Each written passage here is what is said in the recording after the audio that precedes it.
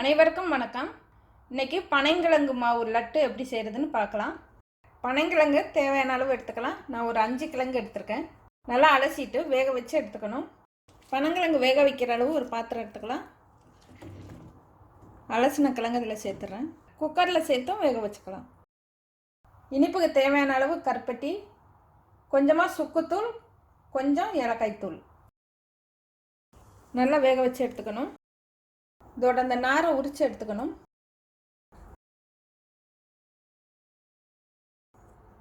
சின்ன சின்னதாக உடைச்சிட்டு மிக்சியில் சேர்த்து இடித்து எடுத்துக்கணும். இல்லைன்னா உரலில் சேர்த்து இடித்து எடுத்துக்கணும். நல்லா காய வச்சுட்டு மிஷினில் கொடுத்தும் அரைச்சி எடுத்துக்கலாம். காய வச்சு இடித்தோம்னா மாவு உருண்டை மாதிரி வரும். இது கொஞ்சம் ஈரப்பதமாக தான் இருக்கும். இப்போ இதுக்கு தேவையான அளவு இனிப்பு சேர்த்துக்கலாம். கருப்பட்டி சேர்த்துக்கிறேன். ஏலக்காய், சுக்குத்தூள், மறுபடியும் ஒரு சுற்றி எடுத்துக்கலாம். காய வச்சு உணர்த்திட்டு அரைச்சிங்கன்னா இடித்ததுக்கப்புறம் சளிச்சு எடுத்துக்கணும். இதில் கொஞ்சம் நார் அதிகமாக வந்துடுச்சு. நார் இல்லாமல் சுத்தமாக உரிச்சு எடுத்துக்கணும். இப்போ சின்ன சின்ன உருண்டையாக உருட்டிக்கலாம். இந்த மஞ்சி மட்டும் பார்த்து நல்லா உரிச்சு எடுத்துக்கணும். ரொம்ப ஈரமாக இருக்கனால இது சலிக்க முடியாது. இது நான் உடனே சாப்பிட்றதுக்காக அப்படியே செய்கிறேன்.